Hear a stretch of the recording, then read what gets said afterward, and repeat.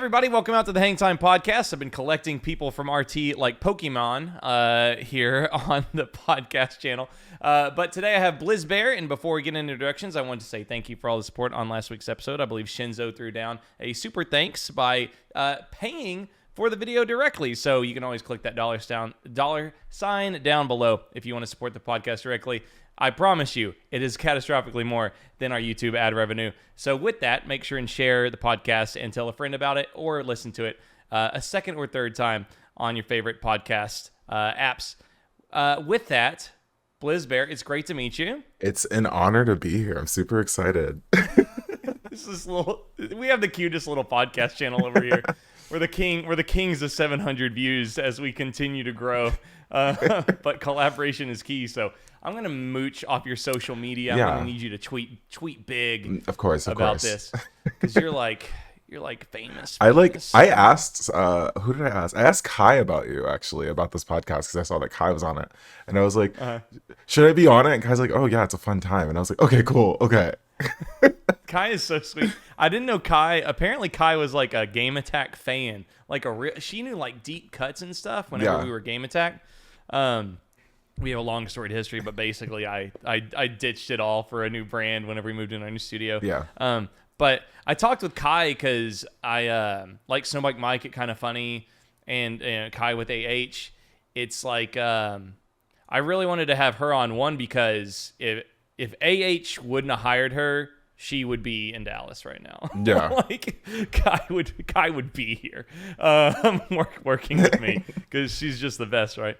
But I wanted to hear what her episode was like, what it was like for her kind of emotionally, and the journey of understanding how her life was about to change from what she was doing to going to AH, right? Like I had my thing where like I interned at a company and they got bought out and they could afford a community manager's salary, and that's how I got started, right? Mm-hmm. A buyout led to a job opening. But with that, just so you know, audience, I've known Blizzb3ar for like 4 minutes. We don't know shit other than what he's heard about me, which may either be good or bad thing depending on how long ago people talk about us. But just tell me about you, just in general. Who are you? What do you do? Who am I? Okay. The funny thing is, I know people have wanted us to work together, so like we had to make it happen. So I'm very happy to be here again, because I'm like, hell yeah. Can I say hell here? You can say fuck, cock, anything you want. Okay. Just you could talk about how people need to go vote, and Greg Abbott needs to go fuck himself if you want. Yes, please. It doesn't matter. It's your world. Okay, great. A little bit about myself. In terms of like content creation, or just in general. I just want to know. Okay. I just want to know. I want anything you can give me, because if you come out and hang out with us, like, yeah, I want to just be like, yeah, I know this about you already. So okay, perfect. We can joke about the audience. I don't know, just whatever. Okay, so first and foremost, let's start from when I came out of the womb. I was the main character immediately.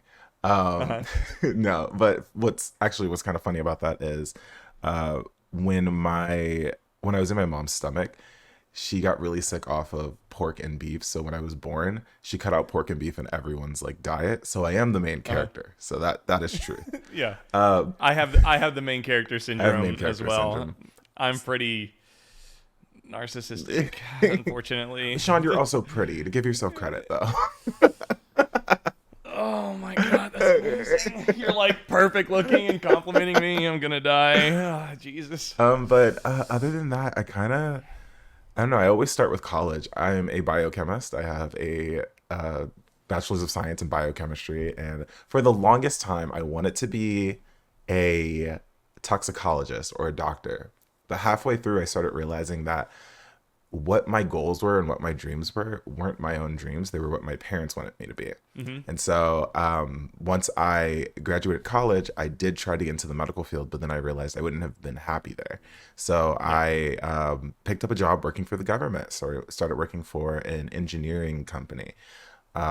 I sound like so smart right now, and I No, with your degree, you graduated, you had it, and yeah then you applied it with a government yeah. Let's say that. engineering gig. Okay. Let's say I applied it.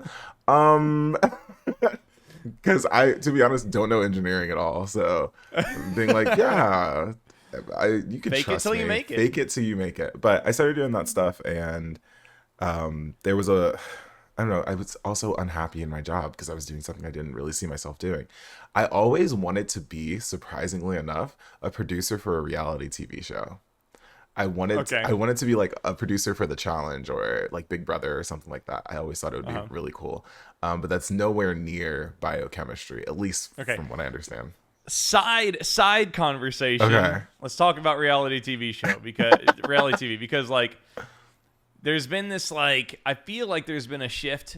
There was like in the late 2000s, it got like really dirty.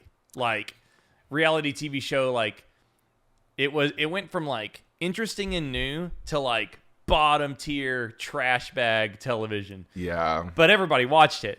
But now it's like, oh my God, reality TV is like made a huge comeback in the best way. Like British Baking Show or Love is Blind. Oh my God, my wife Chelsea and I watch Love is Blind like crazy. Like The Mole came back. What are some of your all-time heaters, and like what do you watch now as far as reality TV? So I grew up on Big Brother and The Challenge, and also The Real World. So those three are always going to be stuck with me. But recently my partner has got me into Survivor. So I've been watching Survivor and like watching like previous seasons and the new season. And Yeah. I just really want to be on a reality TV show, not Survivor, because I won't survive outside. That's that's true. Yeah. PETA was saying you have a reality, some kind of dating show, I think he mentioned, or you were a part of that. Yeah, so right now I am still a part of right now I'm in Survive Block Island, which is the Rooster Teeth version of Survivor, where they put a bunch of talent against each other. And Gotcha. there's tea about that because walking in, that was my first big project I've ever done. So everyone knew each other and I knew no one. And I was like, Yeah. you all are setting me up for failure here. I'm letting you all know. But it was really cool. I got to meet a lot of people. And Yeah. I don't know if people see me as a threat yet, but they should. So, Yeah. and then I also hosted a dating show for the Crown Channel where The Crown Channel, yeah, Yeah. that's what I was thinking of. Yeah. we did, it was called Not Just Chatting, because I focus a lot on just chatting. So Not Just Chatting, it was building relationships between streamers, whether it was like frenemies, best friends, or like dating. They kind of created that space to do that, so it was very funny. Yeah. Yeah. I think that's what PETA was talking about. But so what about reality TV like made you interested? Like that's you just wanted to make those moments happen, I guess? Yeah, I kind of or wanted to make it conceptualize? happen, or like genuinely. Sometimes you can tell that things aren't genuine. I wanted to find ways of like genuinely making situations happen within like reality TV. It sounds like I'm a pot stir. I'm gonna be completely honest. Now that I'm like thinking about it, it sounds like I'm an enabler or a pot stir. So we're gonna see. Yeah. You know what? I'm gonna retract all that. Just kidding. Just kidding. I'm Yeah. gonna retract Are you all of gonna? it. It's like I was thinking like if you're like producing Love Is Blind, it's like, oh my God, is Blizz like the kind of person that puts fake text messages in people's phones? Who's to for their lovers to say? find? Who's to say? Sometimes you need the drama. Yeah, yeah. No, I don't know. I still don't know how I see myself fitting into the equation there, but I feel like my journey right now, I'm moving closer towards it, or honestly, like right now I'm comfortable where I'm at. So I'm always looking to learn more though. Yeah. But All right, back to the chemistry. Sorry, keep going. so, Taking my shoes off for this one. not you taking your shoes off. So yeah, I started working for the government, and then in June 2020, I wanted to try streaming because that was like the same time as COVID. So like I always make a joke that I'm a product of COVID, or streaming is a long-term COVID symptom. That's what a lot of people say. And then I quit my job in February 2021 because I felt happier streaming, and my community was like really supportive, and they were still supportive at this time. And then it was like February 2nd when I quit my government job. And then February 5th, I got offered partner. And I was like, oh, it seemed like I closed one door and opened another door. Yeah. What was what was kind of like your launch pad, your catalyst for growth as streaming? What do I seem like? I love this question. What do I seem like? What do you seem like? Yeah. What was I doing? I don't know. I mean, I would say that you were an attractive black gay man doing just chatting that Bisexual. you don't, bisexual. Bisexual. Okay. That you don't like you're not you can't. There's only like 2 or 3 streamers that I've ever seen grow spontaneously and quickly without being authentic. And like Dr. Disrespect is one of them, right? And that's because he does inauthenticity so perfectly, right? Yeah. He's the only character that has been successful. So I don't know. I would imagine you collabed with the right people instantly, okay, and then you had a unique product. But I don't know. As someone who can't grow on Twitch with the whole ass brand, I don't know. I would say that you hit a really good, like appropriate demographic and offered a product that deserved to grow. Okay. You're mostly correct, I would say this. So first and foremost, I started off with Stardew Valley. I'm a Stardew Valley streamer at heart. Okay. And I still do that to like today. It's been 2 years and some change, and still play Stardew Valley on Sundays. But yeah, I felt like I did play my cards right. I got to meet new people. I worked with people, not in a sense of like I'm trying to clout chase, but more of like I'm just trying to make friends on this website. It's really hard sometimes. Yeah. But I kind of played my cards right, and really focused on community engagement and getting to know the viewer and letting them know that they're not just a number that I like need in order to be a partner. No, they're an actual person with an actual life, having actual things happen to them. So a lot of the times, and to this day, there will be people who have major life updates happening in chat, and like I'm always talking to them about it, being like, hey, so how are you doing, like now that you're married, or now that you had your first kid, like what's going on, and like letting them know that they are seen and not just another number or whatever. But majority of my like community, I do it for like the queer people of color, because there's not necessarily as much space for us on the internet, or at least it's not advertised as that. So I realized that when I first joined Twitch, and I was like, I'm going to advertise that so people have a place to go when the world's on fire, obviously. Yeah, especially in Jesus Christ, what a time to launch your brand too, right? I mean, in a time where creators are drawing lines, I don't know. I try not to get on like my high horse about drawing lines, but like, I just think because I come from a place and a company that would not say anything, and I used to work for a company, Screw Tech, and it would never stand up for anything. Like it would be like, stay hands off, just don't mention it. It's fine, no politics, don't say it. Like look, and. Yeah, I'm not that type of person at the end of the day, and I think it's been shown in multiple ways this past month.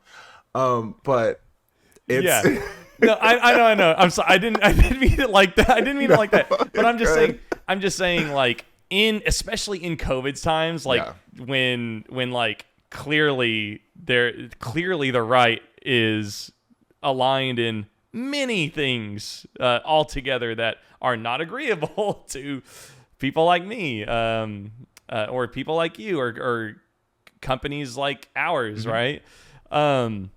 It's like, you said you were saying you weren't clout chasing and stuff, but it's more like, what an awesome perfect storm for you to grow, and be your genuity. Genuine self, or unapologetic self. Your natural genuine self. In that time, streaming when people needed to watch streamers. It's just like, and obviously, like if I'm searching for Stardew streams, like just straight up in the thumbnail, you look different than a lot of Stardew streamers, right? There's not, typically Stardew streamers are like really cozy, smaller channels, and I have piss in the background. Like that's the complete opposite. Piss. It's like, oh wow, here's a male person of color playing Stardew. That in itself is like, it's different and it's cool, and especially whenever these platforms are starting to champion, inclusivity, then hell yeah, more power to you. That's awesome. There's like also like the whole reason I did start was where I'm from. So I'm from Maryland. I didn't really find a lot of people who were like queer people of color that I could relate to and have experiences with. So I made that space instead. And I realized that, and going through therapy, which I highly recommend going to therapy. Oh, I love therapy. And also therapy should be super affordable. And free. But going to therapy, I talked to my therapist about it and being like, yeah, like I didn't realize it, but I did what 16-year-old me needed at the time. And I needed that space. I need someone like me to exist in the world for 16-year-old me to understand that everything's going to be okay. So in the long run, it's been like, I'm proud of myself, but I also know that younger me is proud of myself too. So it's kind of cool. Are you in pain? Did that hurt? No, it hurt my heart in a good way. But yeah, that is, that's really, really sweet. I was gonna keep going. Yeah, I was gonna say also to like kind of continue. I started streaming for like 2 months. Once I quit my job, I started streaming, and I think I hit my 2-month like mark. And what was it? Then I started doing all these awesome opportunities, all these awesome sponsorships. I started being in news articles, started being in the public eye. Super weird. Wasn't ready for that. And then had the opportunity to work with Rooster Teeth in a sense of coming on full time as a member, the 7th member of Squad Team Force. So yeah, I think that's the whole journey. Squad Team Force has 7 members now? God. Yeah, I think so. I think it's Barb, Gus, John, Blaine, Chris, Kayla, me. Gotcha. Yeah, that's kind of Squad Team Force is there. I think John called it the vertical content brand of Rooster Teeth. I was like, oh man, vertical content, that's my favorite. But they're if you guys haven't seen Squad Team Force, I think I that D&D thing is just like the most genius fucking piece of content ever. That shit is so good. It's the D&D thing, and also, is it problematic? Those are my 2 favorite things. Is it problematic? I don't think I've caught that. If it's not on Twitter, I don't catch it. I gotta send it to you. It's really good. It's Kayla. Kayla's like a short black lesbian. She goes around asking coworkers, "Is this word problematic?" And like people are like, "I don't think it's problematic," and it's like it actually is, but it's like words that you probably don't even know. Like barrel of laughs is problematic. It has problematic origins, but like people still use it today. So. Are there ever like placebo words? Yes. Okay, yeah. Because like there'll be some, sometimes we'll say something on stream and we'll be like, oh my god, that sounds like a slur. Yeah. It's like what the hell? What the heck? And so like we look and we're like, chat, is that a racial slur for any group of people? And they're like, that's nice. No. Though. And you just kind of just showed your colors to me real quick. And I don't know if you did that on purpose, but you just told me that you take accountability, which I really am a big fan of that, and learning. Oh, I love being accountable. Yeah. It's one of those things, like especially being on the camera all the time and being like live all the time. Sometimes you're gonna make a mistake, and like I always tell my community, hold me accountable if I ever mess up, and so we could learn together. So I remember one time, like we were covering true crime, like we're doing a true crime case and talking about it, and I used an outdated term in reference to autism, and my community was like, wait, can we stop real quick?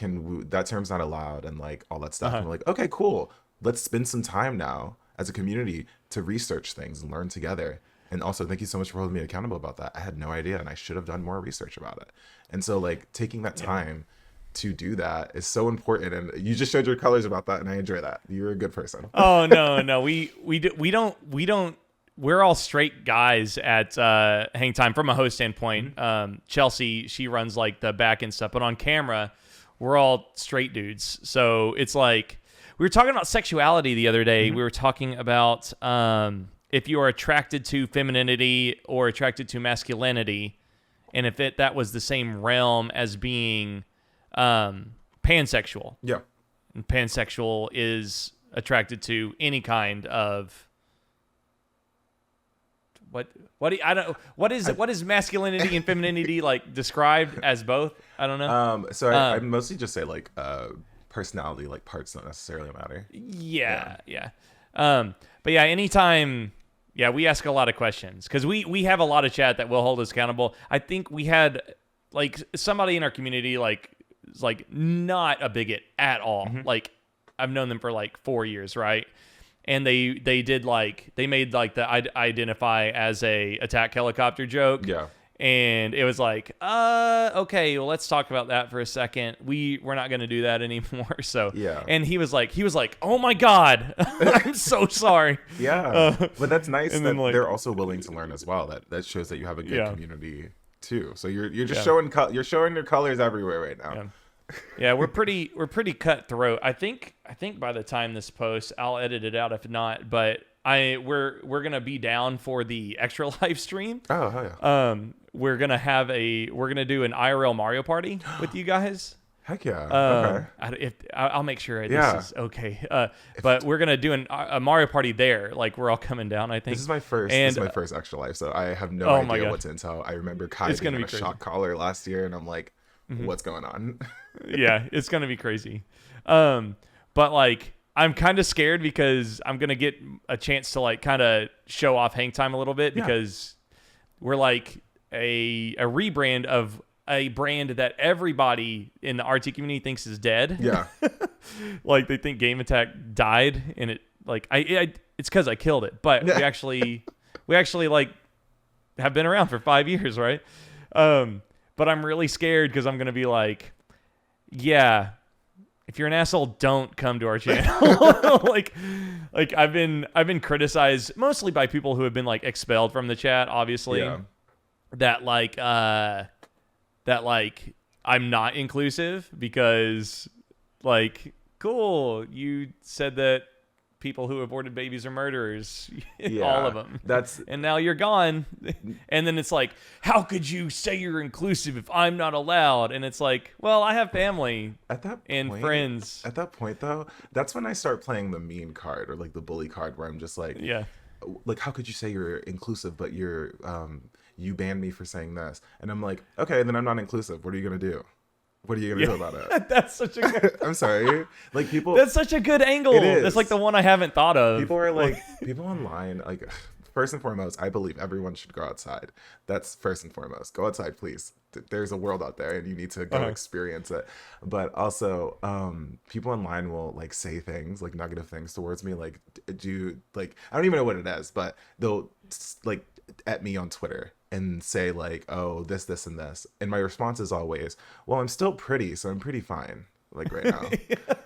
Like I'm still pretty and mean, so I'm fine, I'm moving forward. I'm doing good. I used to do this thing that I don't do anymore because I try not to be petty at all. Be petty. But I support you. I used to say, hey, are you okay? Yeah, are you okay? Like, did you need an outlet for your anger and you chose me? Because like, if that's the case, by all means, go ahead. Yeah. Like, it came up with this thing I used to do. Like, you're playing like Battlefield and stuff, and I would get a message from somebody that was like, they're like, kill yourself, you R word. Yeah. And I just respond. I'd be like, hey, are you okay? Yeesh. And I remember one time I got a response that said they had called me probably a slur or something. Yeah. And I was like, are you okay? And he responded with, no, not really, but thanks for asking. Yeah, just checking in. Just really checking in, buddy. And so after that online, I used to be like, are you okay? And then, but now I just reply with statistics or like, hey, fun fact, did you know that you're wrong? And here's factual evidence of how your opinion is bad. It's one of those things that you have to let success speak for yourself sometimes. I'm gonna bring this up.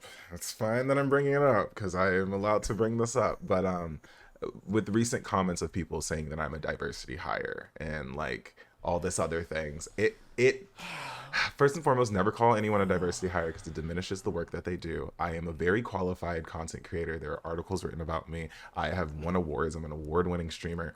I've made my space and I know what I'm here to do. But to say something like that is very diminishing. At this point, all I have to do is do something successful or continue to be successful in order to prove you wrong. I owe no one anything, but I'm doing it now out of spite, and that's going to power me through this entire thing. So it's been it's been a fun month for me. And like I talked to you about it earlier, it's like, yeah, obviously stuff has been going on, but I'm still determined to create content for like the Rooster Teeth community. And it makes me more determined because I know there are people out there, especially who look like me or identify similar to me, that are still wanting content for them. So I'm like, okay, I'm gonna continue doing that then. Yeah, I think it's I've talked to a couple of people about this, but like even in like the Let's Play kind of community, it is like, did that community really think they were gonna watch 14 white guys play video games for 25 or 30 years? There's no way. Like there, and it's just so frustrating to see, because what happens is they have issues. I'm not going to call them racists or bigots, but they clearly have issues with anybody that's a non-white male on the channel. I will agree on that. Okay. And I'm not going to call them a bigot or racist. No, they're not. But they only like one kind of person. Yes. And to say that, so what they do is they call Kai or BK a diversity hire, right? And then it's like, oh no, it's not about the color of their skin. It's because they're just not good on camera. And so it's like, they're trying to. They're good on camera. I know. So it's like when you call somebody a diversity hire, it's you're trying to insult the company, right? They're trying to insult Rooster Teeth or whoever's running Achievement Hunter or Funhouse, etc. But it's at the passive detriment to the specific host, and then they try to mask it by insulting the host directly instead, right? Yeah. And it's just like, just get the fuck out. Just go. Yeah, I just got here. Go watch. Respectfully. I just got here. But like to see like some of those comments or see some of those things, I'm just like, okay, but on the other hand, you're also asking for diversity in content, but you're not necessarily leaving the room for diversity to flourish. You're saying, oh, we need more people of color, we need more queer people, we need more marginalized groups or identities in this content. But anytime that they try, we don't like it. And I'm like, okay, but this is literally what you asked for. Yeah. So how does that work? Yeah. It's hard because like you always hear about like the silent majority and stuff, but like if the vocal minority says it and then doesn't champion it when it happens, it hurts. It hurts a lot. And I don't know. It's just like something side note, and I don't know if you know this. For the longest time, like you followed me like somewhat recently on the Twitter, and I found out about you because you showed up on my recommended on Twitch, and I didn't follow for 3 days. I just watched you for 3 days, and this was I would watch you at work. I would literally pull your stream up for work because I focus. So with STF, I focus on streaming. So I'm their mainstream guy. So a lot of the times I'm browsing Twitch and I'm checking out the new games that are hot. I'm checking out the things that like people are doing and talking. And like I was watching y'all for like 3 days and then I hit the follow because I was like, it's kind of weird that I've been watching 3 days without following. But that's how I do things here and there. I love all of y'all's setup, space, everything that you have. I'm like, it's fucking perfect. and It is. Yeah. it's comfortable, but also it just seems like you're hanging out with just pals or watching pals hang out and create content together. And I'm like, this is good. This is some good energy Yeah. that you have going on. I forgot to Yeah. tell this in the beginning. You were talking about like your space and stuff, and I was like, yeah, no, it's pretty good. It's a pretty good space. Yeah. No, I mean, like, again, if you ever need help, like, monetizing or figuring out, like, special content to make, like, I've, obviously, like, I, Kind of Funny kind of modeled. I talked to them about monetizing streams and doing content. I've talked to like quite a few creators, actually. So if you ever want anything, just ask and help. I honestly kind of want to come over. Like, me and Kai just come over and like create stuff with y'all for a bit. I wish. Like, it really, like, it's so hard because I literally built the space and I don't know how to, like, I know like Austin's far away but I don't know how to get people to understand that it's like, I'm like self-conscious about it because it's like, it's fucking open. Like, just message me and tell me you're coming. I've told so many people this, and most of it's time and travel and all that shit, right? But it's like, I just wish there was a way to where I could like really, and like a lot of people, it's like you may not even be allowed to do projects outside of RT. I don't know, but like, if anybody wants to, if it's you or Alfredo or Michael or Lindsay or Barb or Squad Team Force or fucking anybody, it's like, just DM me and the space is yours. Like, I kind of want to see. So yeah, I'm not allowed to do anything outside of Rooster Teeth. That's definitely not allowed whatsoever. But no, they actually want us to do things outside of Rooster Teeth, which is really nice. Because that was kind of the selling point for me. Because I was already I'm self-made outside of Rooster Teeth. I started my career without them, and then I joined. So a lot of my biggest things is doing collabs with other creators and like other companies like Amazon and who else I do? Xbox and Domino's and stuff like that, and seeing like how I can, I don't know, work with them and see what things happen there. So like, I want to. And honestly, if I could convince Rooster Teeth to let me and Kai just fly down or like ride down and just create content with y'all for like a day, I feel like that'd be heckin' amazing. And and vice versa, like, just if you want to come down, especially with, and I hate to promo, but with Squad Team Force doing streaming on their YouTube channel in November 7th is when it's going to happen. We need guests to come in and help with streaming stuff. So if you ever feel like you want to be a guest and cause some chaos with me, by all means. I will. I can and I will. But yeah, it is just like, the hangar is just anytime you want. I'd love to get you up in November or December or something. Yeah, let's make it just happen. like, it's just like whatever you want to play too. It's like whatever you want to do. If it's like you have a production that like doesn't fit Squad Team Force, but it's bigger than your room. Yeah. It's like, come on up. Like, just tell us what you want to make. Yeah. But that's so cool. What kind of, did you hear about us? How did you find the channel? Were you just kind of researching and you had seen just content we were making, or I guess it was recommended, you said? Yeah, it was recommended, and I liked the logo, so I was like, oh, let me just see like what this is about. And then what happened, I was watching you in the office, and Kayla's like, oh wait, yeah, that's Hang Time. And I was like, y'all know Hang Time? Okay, cool. Oh, that makes me so happy. Really? That's organic growth. Yeah, and I was like, organic growth on Twitch. And I checked out like so awesome. y'all stuff, and I saw that Kai was on the podcast and everything. I was like, oh, okay, wait, there's like connections here. But also like, I was watching the content and I enjoyed it, and I stayed for a bit, and I saw like how your chat was and how the vibes were. I don't talk a lot in chats. I have social anxiety, and that translates online, so I hate like commenting and being like, hey, question mark, what's up? Yeah. But like, I felt comfortable enough to, like, be like, hey, how's it going? Like, I've been here for a bit, but you probably don't know, but it's okay because I've been being a spy.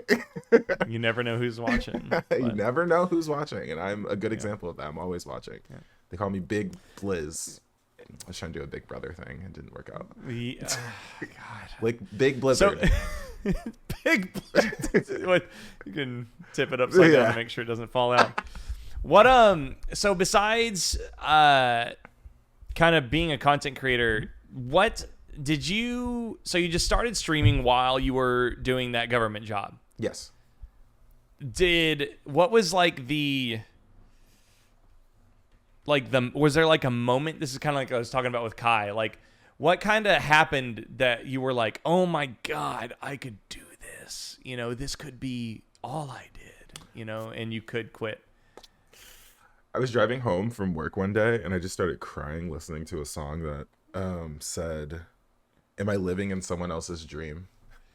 What song was it? Do you remember? I think it might be "Someone Else's Dream" by Facto. It might be that. And they're like, basically the song's just like, am I living in someone else's dream? I'm going to find out for myself. Maybe life ends up being a nightmare, but that's okay. I figured it out by myself. And so like, I wanted to take a chance. I am not someone who is spontaneous like that. So this kind of was me being outside my element and wanting to try full-time streaming and talking to my community about, hey, I think I'm going to go full-time. And everyone being like, yeah, do it. We're here to support you. And they are still here to support me to this day, even with now that like I have a new job and everything. And then what kind of solidified it was the partnership thing. I think Twitch had its eye out on me in the weirdest way. So not to flex. Actually, I'm going to flex. I'm going to flex on myself. Yeah. I never applied for partner. I just got an email saying, hey, we've been seeing you. If this was an opportunity for you, would you take partnership? And I was like, yeah, I take it. Like, that seems fine. And so then a week later, I woke up with a check mark. And I was like, oh. Oh, okay, cool. I'm a Twitch partner now. And it's just been kind of going up since then. And I've had like all these cool opportunities and very thankful. Oh man, you're gonna get so many messages about how you're entitled. Yeah, I'm so entitled and so don't deserve anything, and I haven't worked for anything that I've done. You've never done anything. You've never done anything that you deserve. but that's so cool. Like, I don't know. I think that's pretty telling of Twitch, right? Yeah. To be like I would imagine from my understanding and how they work, they were looking for diverse voices, and they saw they looked at your channel, they saw your community was engaged, and they gave a shit about you. Yeah, and it was really nice. And I mean, Twitch still knows that I exist to this day. I'm a very vocal person online. I don't know if I would classify myself as an activist for the queer community, but I think I am based on the shit that I've done. And I'm constantly talking about uplifting marginalized voices, especially queer people of color. So like, I would classify myself as one, and constantly standing up for trans individuals and just people in general who have it hard and have to work 10 times as hard just to be as successful as, you know, just straight white man. Like, it's difficult. But Twitch recently like followed me on Twitter, and I was like, what the fuck's going on here? Am I in trouble because I've been talking so much shit? Or oh man, let's talk. Man, Twitch is the fucking worst. Like, I will. And I'm not trying to bite the hand that feeds me. I genuinely want to see change in the platform, and that goes for multiple. It goes for Twitch. Hell, it even goes for Rooster Teeth. I want to see change. So like, it's never me when I'm vocal about things. It's never me trying to attack anyone. It's always me wanting to see better in something. So I'll attack Twitch all day. That's why they unfollowed my ass. Twitch won't talk about our channel if they've paid us to make content for them. That's how. Wait, what? Yeah.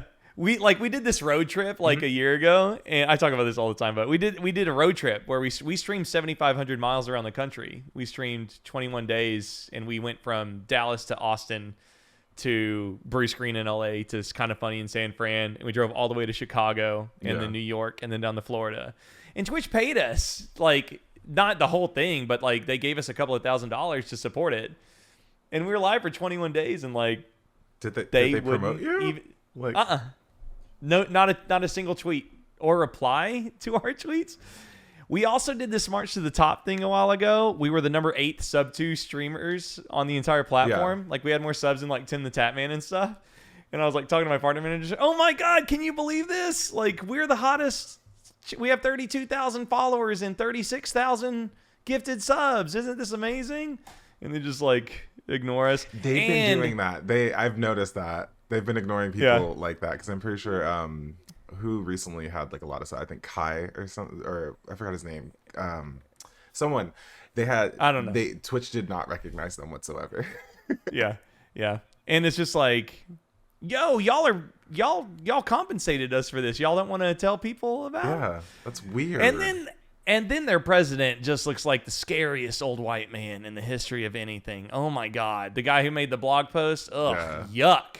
What a piece of shit. Oh, sorry. Was it the so I know I was watching some like Twitch news stuff, but I'm pretty sure Jake and Bake said like, I just met with the president of Twitch and I don't feel confident him about Twitch moving forward. Yep, that's exactly. That hurts. Hurts to hear. Hurts to see. That's who's in charge, because he doesn't know what a live stream is. Yeah. That's amazing. It's amazing. But Twitch, if you want to literally do anything for a high converting channel like us, that'd be awesome. Hey Twitch, but, I vouch. As someone that you follow, I vouch. So yeah, this is a clout chase. Thanks, it's worked. But that is cool, and I think that for everything that is wrong with Twitch, at least they're at the minimum they're posturing, in like they are doing inclusive things, and that's really nice. And although they haven't been as protective as they could be for marginalized community, they are starting to champion at a much better rate. So that's really good. It's a little bit more better. There's more things that they can do, obviously. But with some of the ways to help protect from like hate raids and stuff like that, it's been a little bit more helpful. I highly recommend, as someone who has been hate raided in the past month, SiriBot. Look up SiriBot. They stop raids so quickly. Huge fan of it. And one of my mutuals runs the bot, and a lot of people use it these days to immediately stop any follow botting situation or hate rating situation. So that is great. Like, obviously I've never been hate rated. Yeah. I don't know. Everyone catches these hands apparently these days. It's just like, I don't understand how, like, do channels that do hate raids, are they not banned immediately? So here's the tea. So first and foremost, with hate rating or follow botting, you pay money to do it. Just by the way. Okay. So for example, when someone tried to follow bot me with 25 like bots, they follow bot me, and my response was, only 25? You sound poor. And it always gets that. I'm like, you sound poor, 25? And then I've also been hit with 25,000 bots. And that's also a lot. But the reason that they hate raid, I don't know. You have to pay money for it, or you have to spend so much time and energy trying to do it. And the reason to do it is to kind of throw the streamer off of like what they're doing. Sometimes, like, I've been hate rated where people have said the like N-word to me or anything like that. Of course. Because they're completely unoriginal and they've never had an original thought before in their mind. I sound so petty majority of the time, and I want you to know this is 100% me. No, that's fine. But yeah, I've been hit with that, and like, it does throw you off a little bit. It also can throw your community off a little bit because they're not necessarily ready to receive all of that hate all at once. So like, you have to take a break for a second and be like, be right back. I'm gonna handle this. Give me like 5 minutes to like come back. So like, it kind of sucks when it happens to me because I personally don't feel hurt about it. I'm just like, it's someone who hates or someone who feels intimidated by me, so that's why they did it. But I know like some people in my community could feel, so I went to take time aside to be like, okay, let's talk about what just happened, but also let's give ourselves a break. Everyone go grab a cup of tea or go outside. Even technically, for the chat to clear on top of everything, it's just like, in any alerts that you had, it's just like, it's just so disruptive. It is. So but I think I mean, we've been hit by like bots and stuff, but like, we've never been hate rated because I'm a cis white dude. So it's not fun. I've had it with So I'm not trying to talk shit about this creator whatsoever, but a certain creator came out with a masterclass, and it was a masterclass in streaming on how to It stream. was Ninja. Um, very interesting that you chose that name. Yes. But I made a comment saying, like, don't do that. Do not call out like the people in your viewer list, because that throws them off. And I'm someone who is constantly in a viewer list that hasn't talked, and that hearing my name would like scare the shit out of me. Yeah. And so like I made a comment about that, and I said, don't fucking do this. Articles started putting that video in their articles, or like, you know, web news sources started putting that in their articles, and like it started being on YouTube about my clip and stuff like that. And like the Ninja fans, sorry, the creators fans started coming after me for no reason, for a reason of I was attacking their favorite streamer. And I'm sitting here like, gamer, he doesn't know you exist, and he's using you for money. So at the end of the day, like, do whatever, but also nothing should warrant you trying to hate raid me, or even death threats, sending me death threats in my Instagram inbox. Like, so that was actually a source of hate raids. That is just, it's so weird. And I'm like, that's also very telling about your community. If your community is willing to hate raid for you, like, that's kind of a problem. Yeah, that's so crazy. God, yuck. What do you, so right now you're obviously, you know, we both know that working in the creative space, even for a company, is like really taxing. What do you stream? Like, what do you like to make whenever you're live? I'm trying my best to separate what I do at Rooster Teeth versus what I do like on my own channel. And a lot of the time it's either doing like Among Us collabs with people, or playing a game solo for myself because I have interest in it. And then I'm also I'm covering true crime cases on my channel. I do it like every other Tuesday. That's something different that I live. I commit the crime, and then we talk about so I find a couple of cases that I find interesting, and like we just discuss as a community about it. My community is just full of detectives, which is like, it makes Among Us so much fun, trust me. Because they're like 5 head, and I'm like, I don't know how y'all got to this conclusion. Your granite brain. Yeah, right they're like yeah, it was the inflection of the tone and like the diction that you use. I was like, what the fuck? You need to shut up right now. But so doing true crime stuff. I'm also a Lego building streamer. I have the Lego globe behind me, and trying to. Oh my god! Yeah.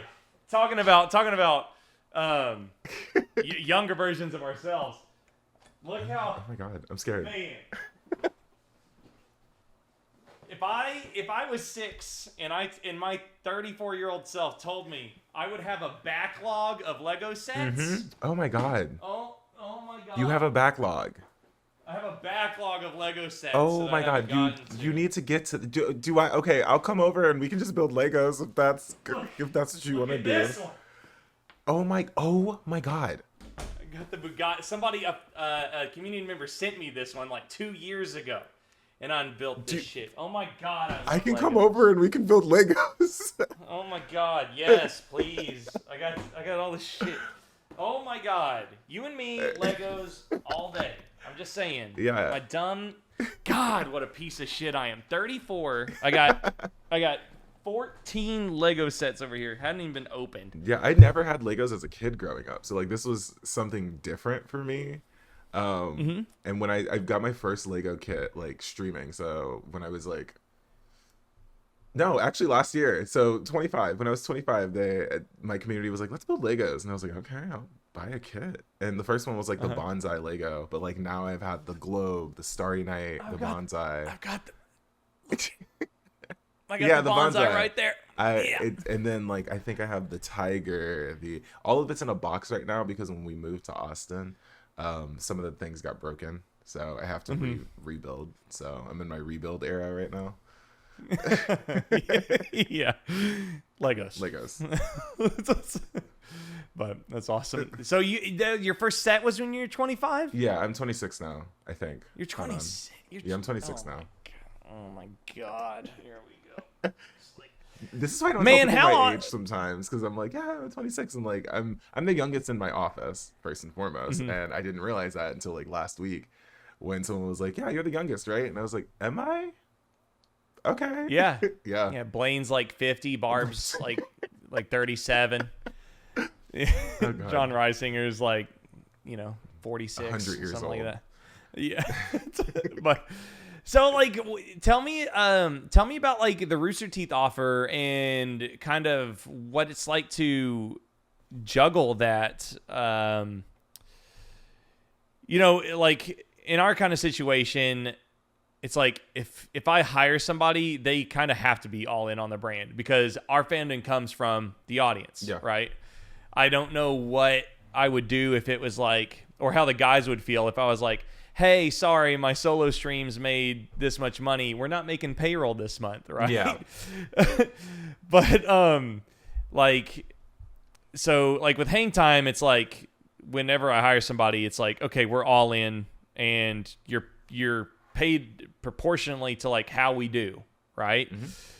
Like, what was it like was there any kind of juggling or what kind of decision making was there in being like, should I just keep streaming versus obviously Rooster Teeth is a great opportunity to grow your brand, Mm-hmm. right? Like let's not bullshit about that. Of course. but was it a hard decision at all to choose to go work for a company in addition to your streaming, or just wanting to stay solo? Yes, I want to say yes for that because I was doing so good being solo, but there's also a sense as a content creator having a consistent like form of revenue, because streaming, it's not a consistent form of revenue. It's some days you're up, some months you're up, some months you are down, and like having something that could be consistent was very nice, especially if it was in the realm of what I was already doing. So my whole journey with the whole Rooster Teeth experience, I literally tweeted, hey, I want to work for Rooster Teeth or Achievement Hunter or like anyone like that. And they liked my tweet. Kai actually vouched for me and then said, hey, check your email in like 10 minutes. And this is when I like first met Kai too. So I was like, oh, okay. And I got an offer to come visit. It was supposed to be remote, but what ended up happening, I was flying to Austin anyway to meet some friends.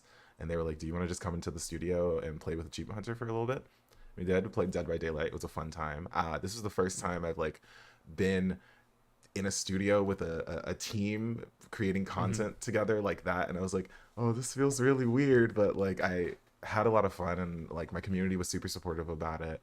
And there were people that didn't know me, and they were like, hey, we enjoyed seeing you on the podcast. It was really cool seeing someone that is just like me on there. And I was like, oh, hell yeah. So that kind of became my motivation of like wanting to cater to that part of the community. I mean, my content is for everyone at the end of the day, but like I really wanted to cater towards that. And then I came in. Sounds pretty exclusive. Yeah, it is. It actually is. Sounds pretty exclusive. Yeah, I'm not. Inclusive streamers. I'm an exclusive streamer. You're exclusively not inclusive. Okay. Yeah. But then I started visiting Rooster Teeth some more, and they wanted to see how I did with the SWAT team force. And like it kind of felt like a chemistry test, to be honest. But nothing like. But I started feeling myself being more comfortable doing like the vertical content, and also kind of saw an opportunity to be like, y'all should stream. You have gamers here. You should stream. There's a world out there that you are like doing great on YouTube, but your community doesn't know who you are just yet. So like, let's take that opportunity. So I wanted to be that. And like walking into like my job on day one, I knew exactly what I was going to do and like what needed to be done, which was really nice. But the offer happened. They offered my position to me July, I want to say right before RTX, because they wanted to announce it at RTX. And like we, compromised on everything, and then they announced it, and everyone was super happy about it and excited for me to be there. I cried so much during RTX, I realized. Oh, really? There was one time I was a guest on Always Open for RTX. There was people in the front row holding a sign saying bisexuals for Blizzb3ar, like in the front row. And I was like, what the hell? I was like, I just got here. And they're like, yeah, no, we're super excited for you to be here. And I was like, all right, well, I'm just going to like throw up. I'll see you later. Yeah. What's amazing about live content creation, not just in chat but in person, I've had the privilege of hosting. I've hosted RTX show. I hosted one RTX. I look back on. I can't believe I did it. I hosted a one-man show at RTX in front of like you brave soul. 2,400 people. You brave soul. I dressed up as Regis Philbin, and we did a Who Wants to Be a Millionaire, like on like the secondary main stage, and it was like something like 2,000 people in the crowd. And I was like, you brave soul. I was like, oh my God. But like, there's like, whenever something like that happens, or you meet somebody in person, it almost validates the part of you that doesn't think it's real. Yeah. Right. It's so I couldn't imagine, like, I can't say stuff like, I'm a voice for white men everywhere. Yes. Stand up. Stand up, white men. Yes, stand up. Like very flamboyantly too. Stand up, white men. What was really nice with RTX though, was that I also understood what success was, because I know a lot of people kind of saw success as, the views you're getting and the revenue, but sometimes it's impact, and sometimes it's you impacting one person positively, and that makes you a successful content creator, successful at the job that you're doing. So yeah. That's like the hardest part about like me mentally as like a kind of like a business owner and like brand owner. It's that like people like I looked at a Reddit comment last night. I don't know how I found the thread, but it was like, I saw Game Attack's YouTube channel is dead. Did they die a slow death or was it quick? And I'm like, we've been around for 5 years. Yeah. And like, I don't want to be petty about it, but it's just like, we've outlasted brands like 6 times bigger than us. Yeah. Like literally everyone in the Let's Play family, but like us, Kind of Funny, Funhouse, and Achievement Hunter. Yeah.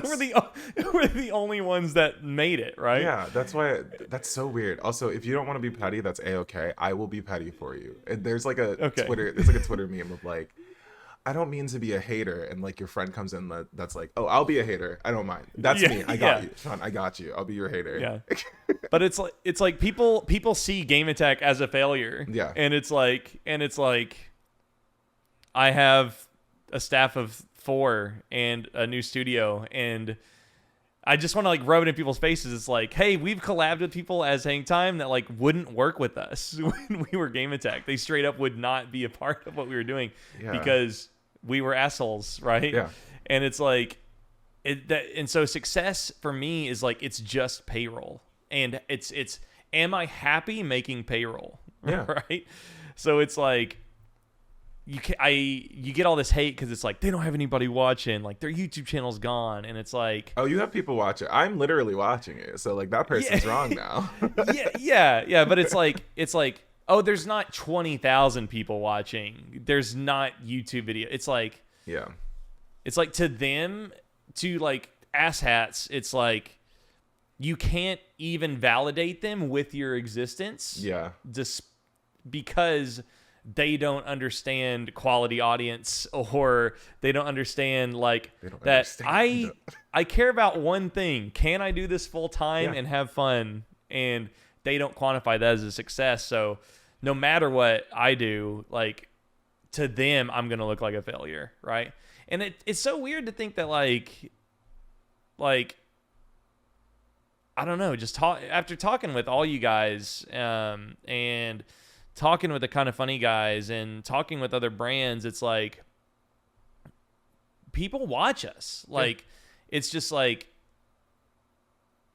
it just doesn't feel like that, right? But we're in like the company we want to be in, and that's all that matters. And it's just a shame that like success is so quantified with outrageousness, when it's just like, I'm happy, I like playing games and hanging out, and that's it. And also coming from like a numbers aspect of things, it's kind of impossible to keep up the numbers that you had 2 years ago when there was a pandemic going on and people were home and looking for that content. So like things are gonna like slow down as the world is opening up more, so it's really weird for them to quantify success based on that. But Look, that's them. They're not in the business. They're not in the Yeah. industry. They don't know know. what they're doing or what they're saying. And nor do they know the impact of what they're saying, which is like Yeah. super weird. They think they're being edgy, and you're not being edgy. You're just kind of looking like an asshole at the end of the day. So Yeah. if that's how you want to live your life, then by all means you can. But Yeah. I'm gonna do something more productive. So Yeah. So you said you knew what you wanted to do with Squad Team Force from a live standpoint. Do you want to share any of it? Or what kind of, you can be transparent in like, at least like your process for how you have a vision and want to apply it, even if it's for your own channel, just to make creative. Fuck it, let's say it all. Okay, you got it. You got it. So this is let's spill the tea on something positive. Yeah. So currently Squad Team Force streams on, I want to say maybe RT Live and their Twitch and Rooster Teeth's YouTube. They stream 2 hours a week. Now, with the introduction of me joining the team, they will be streaming 10 hours a week to their own YouTube channel, which it's Squad Team Force. They've already been putting out short content and stuff like that, and they've been doing pretty good. I think they have over 30,000 subscribers now. But we're focusing on that community. And I don't want to say like we're kind of stretching away from like the Rooster Teeth brand. That's not the case. Like we're still Rooster Teeth at the end of the day. But ultimately you want to, right? We want to make a name for ourselves. And yeah, like Funhouse or Achievement Hunter. Yes. So that's what we're doing. And it's kind of new. We're kind of the new kids on the block right now, or a revamped new kid on the block. So we're streaming directly on their YouTube channel and also doing their Instagram as well. The content that you're going to see is the content that like I've had my own hand in. So the structure is something that me and John and Barbara have sat down to talk about. So like there's going to be just chatting portions where we get to sit down and talk with the community, which you understand that when you have your moments of talking with the community and talking amongst each other. We're doing that and then jumping into gameplay and then bringing up announcements of future things that's going to be coming out and stuff like that. Bringing in fun guests that are Austin talent that you probably haven't gotten to know. I know a shit ton of drag queen gamers in Austin that I am going to bring in to, create content and play games and like focus on, having fun conversations, and then also having a sideshow within the live stream content called, I'm not going to leak the name for it, but me and Kayla are sitting down and we are, talking about relevant pop culture stuff and, bringing more, queer POC content out there on the channel. It's been kind of nice because I've had all these ideas and they've been all greenlit, and I've been sitting here like, well, fuck.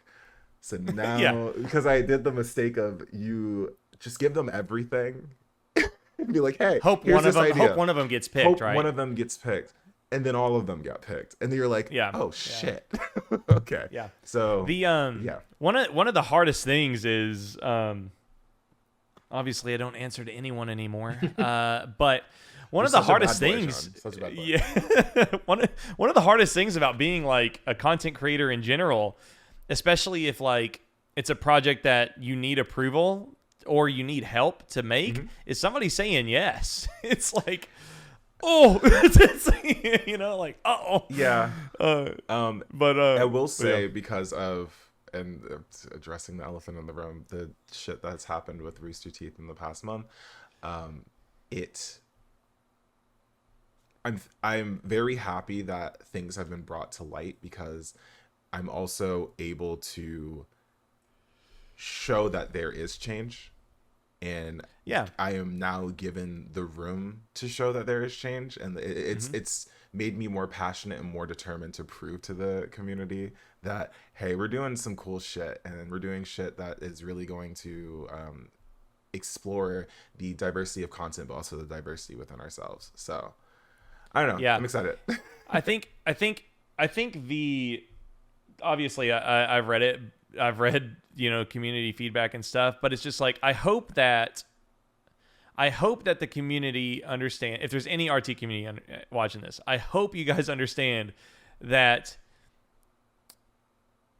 accountability is different from vengeance. 100%. And what is gonna happen is, if you let your distaste for stuff fuel something further than justice, right? Fueling something further than accountability, you're going to punish the voices that have been instituted to demonstrate and champion that accountability and what you've been asking for. So I don't know. That's like, I don't know. That's obviously like worst case scenario, but it's just like people get really mad and there's a lot of stuff to be mad about, but it's like, I hope you know that like, if you don't support and watch the content that the community has championed and asked for, then like there will not be any content. Yeah, that's what I was saying earlier. Just like you are, and I tweeted this saying you're bitching that you want diversity. You're bitching that you want diversity and you want change, but you are not necessarily leaving the room for said diversity or change to flourish in its space. So like you have to kind of allow that if you want that. But if you're just saying it and not actually putting the action behind it, it's going to tell me that you don't want that. You're just trying to start some sort of vengeance. But like I'm here to do that. I know a lot of other creators on Achievement Hunter or Funhouse or Squad Team Force are also here to do that. So like, please support, you know, folks like me, BK, Kai, Kayla, Mondo, like all these amazing creators that are on these teams trying to do exactly what you are asking for. Yeah. And man, God, Funhouse might be making the best content they've ever made. Ever. I just did a Ghostbusters stream with them, and I am dead. I just am dead. Yeah. So it's just like, you know, from the outside, it's like, obviously when we make content, if it doesn't get supported and if no one watches it, we don't make it, right? We stop and we don't do it again. I just like, I hope and I don't pray, but I pray. You know, I send good thoughts. Yeah, the vibes. thoughts and prayers. I'm such an asshole. But I will the audience to understand that it's like, you wanted change. It's all, not only has it already happened to a degree, it's still in the process of happening. So you need to support it now. Yeah. Because you were supporting no change. But now that it's in progress, it's like, now is not the time to, like, you know, the people that they're wanting to hold accountable, they're not even at the company anymore. Like, now you have this new. That's the wild thing. That's such I know. The wild like thing. Now it's like cool. So like, just remember that when you say Rooster Teeth, you're talking about Blizz. You're talking about Barb and Chad and all of my fucking friends there, and like, they are fighting now. And you know, I'm sorry. No. But it's just like, I just hope that, you know, everything sounds like it's really cool and you're making cool stuff, and I can tell you, at least from the Squad Team Force like perspective, I immediately day one have been super supported in everything that I've brought to the table, which has been really cool, because I've never been amongst a creative team where I have to give out ideas and like have these things that I have to present in front of people, and then having people like, especially Barb has been my fucking saving grace, and Blaine has been my bestie during this entire time. It's kind of weird. I pictured Barb to be a real hater. Yeah, Barb hates me and like all that stuff. No. I figured Barb would just be just the biggest It's so weird, because it's like, no, you're good, but I'm sorry. Like, Barb is the number one to pull up like a script that I put into being like, hey, Blizz put this in here. I think it's really good, and we should like do a quick read through or something about it. And I'm like, yeah, thanks, Barb, for bringing that up, because I wasn't going to. And I'm like, do you ever work with Barb and you're like, that's Barbara Dunkelman? I had to because I had to stop putting people on pedestals. That's a conversation for another day. But like, I mean, everybody has to start doing that. Like, you have to not do that. But man, yeah. Oh God, it's like, that's Barb Dunkelman. Yeah, it's like, that's Barb. And then I mean, like, me and Barb are friends, so like, at the end of the day, like, it's so funny where people are like, yeah, you know Barbara Dunkelman, and I'm like, yeah, Barb's a homie. Barb has like fought for me in many ways. Barb has checked up on me in many ways, and like that goes for like the entirety of Squad Team Force. Everyone on there has has done like check-ins with me, especially with this 1 month, the 1 month thing. Oh yeah, no doubt. It's like, oh, we need to talk. Yeah. Hey, are you okay? This is. I mean, it's a rough month by a 10-year veteran standards, let alone a single month. But I'll like, see yeah, some of the comments, and like I'll see some of the Reddit comments, people being like, I feel so bad for Blizz because it's like his second week here, and I'm like, yeah, I'm fine. yeah, it's okay. It's I don't know. It's like, I don't know. It's like, at least now there's nothing you're not prepared for, you know? Like, Yeah. well, there's probably something. There's probably something. But I'm at the yeah. end of the day, like, I'm a very vocal person. I'm not, to kill a rumor real quick, I'm not under NDA. I'm pretty sure the only NDA I have is like not saying where our location is and like what building codes are. I got a little bit of heat the other day because somebody tweeted that like NDAs are evil and stuff, and I'm like, I had just made like 6 people sign NDAs. Like, we had our mods come down, and I was just like, I tweeted like, hey, I just don't want people telling people our door access code and stuff. NDAs aren't evil. They just like, they're just to protect. Yeah, it's to protect, but also a lot of the times, like, we talk when we feel comfortable talking, and it can be multiple factors. And I'm someone who's always comfortable being or vocal about things. I never have an issue with that. And Rooster Teeth doesn't suppress that information, at least from my understanding. Again, I've been here for a month, so like, I'm not going to. First and foremost, I'm not going to die for a company. That's a number one thing. I'm not going to die for a company. So I'm not as corporate cuck as you think I am, but corporate cuck.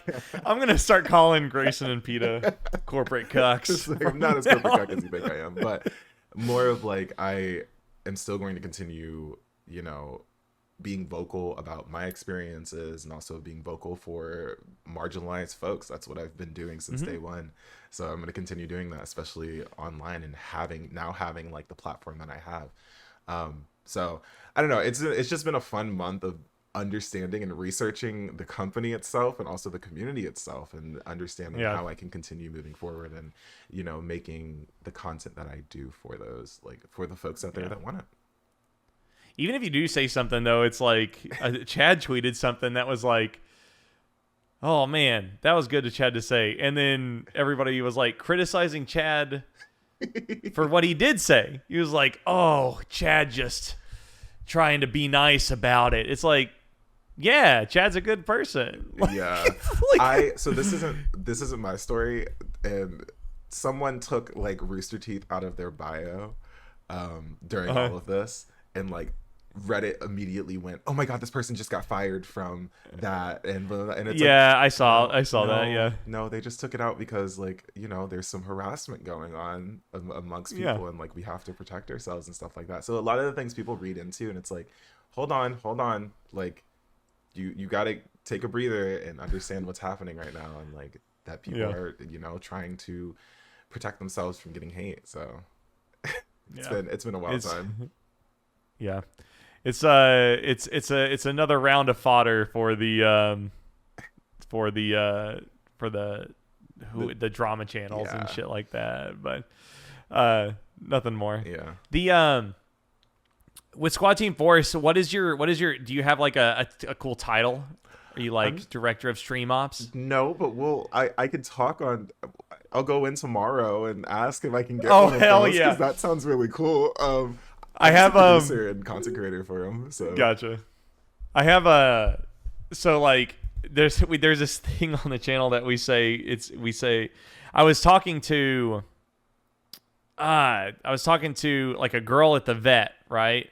And she was asking, we were talking about video. She had a video game tattoo. I go, oh, that's a cool video game tattoo. And she was like, do you game? And I go, yeah, I have a Twitch channel.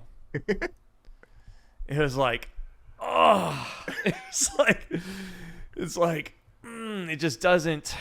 I'm like, no, I mean, like, it's a brand. Oh, it's just like, oh. Oh, Sean, you must be fun at parties. I would go to a party.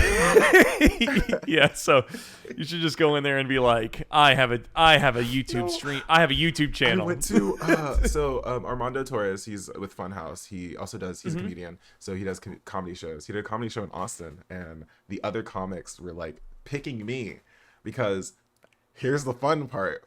I sat in the front row, not realizing, wearing a neon orange beanie. So I was standing out, and I knew it. And then so like they would pick on me, and they would be like, "Hey, so you in the orange beanie, what do you do for like work?" And I didn't know how to say what it was. No. So I go, "Well, I'm an entertainer."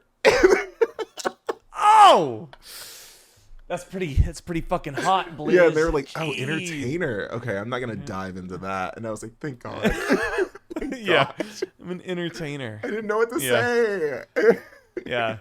I just tell people now that I have a production company that specializes in live broadcasting. You make it sound so cool, and I want you to write my resume for me if possible. No, I could write resumes pretty good. I'm gonna contact John and be like, John, can I change my title to like? Yeah. I mean, lead content. Head of production, Squad Team 4. No, you don't put Squad Team 4. Put Rooster Teeth. Put head of production, Rooster Teeth. I was gonna make Squad. a funny joke, so I posted a picture of me in front of the Rooster Teeth logo, and this is a very funny joke. And I was gonna comment. I was gonna make the caption, "Oh my God, I can't believe that Rooster Teeth hired a black CEO. Your moves, Rooster Teeth." Like, oh no, you can't. Like, you can't do that. And it was yeah. like, I forgot who said it. It was just like me and Kayla chilling. We were like, this would be very funny. And we were like, we probably shouldn't do this right now. Yeah. Not now. Oh That would be probably like all time internet bad timing. Yeah, right there. I'm someone who thrives in bad timing apparently. So. Oh, everything's patched up. They have a black CEO. This is amazing. Like, it's just like you can chill out now. Yeah, it's one of those things where I'm like, this is funny, and I'm like, not the right time for this funny stuff. Yeah. By next week when this goes live, it will be appropriately paced and comfortable. Cross my fingers. If not, it will just at me on Twitter. Blizzb3ar, you are stinky. Honestly, you should. I don't know. I don't know what happens. Anytime that the Rooster Teeth Reddit gets a hold of a podcast, it's like bad news. I posted, me and Lawrence talked about MCNs, not dissing Rooster Teeth at all. We were dissing MCNs who were buying companies like Rooster Teeth, like Screw Attack for me and stuff. And the post on Reddit said, Sean and Lawrence dished the dirt on Rooster Teeth. I was like, oh my God. Yeah. Oh my God. I realized I was under surveillance in the Rooster Teeth, where people were watching the things that I was liking and stuff. And I was like, I have to get off Twitter now for a bit. There was a post about hang time in the Rooster Teeth Reddit. It was really nice, despite everything. But I was like, huh? Okay. Thanks. Okay. I'm going to go to Tumblr now. So I'll see you later. Yeah.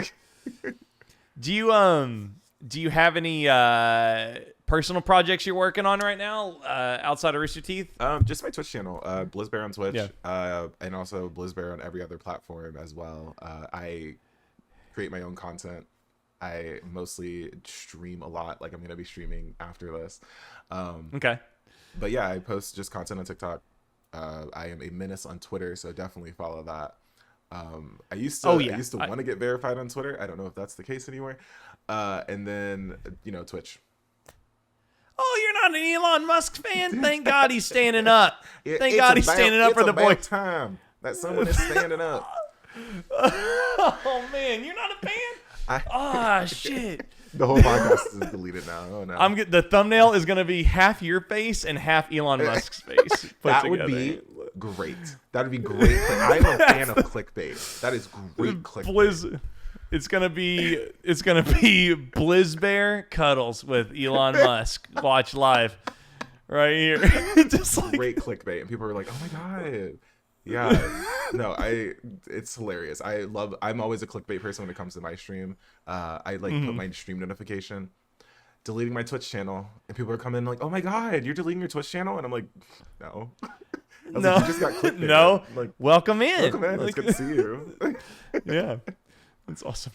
Okay, well, man, it's already been an hour and a half. Yeah. I'll have to have you on again sometime, but I would like to have you up. Yes. Whenever you want. That invitation is it's just truly wide open.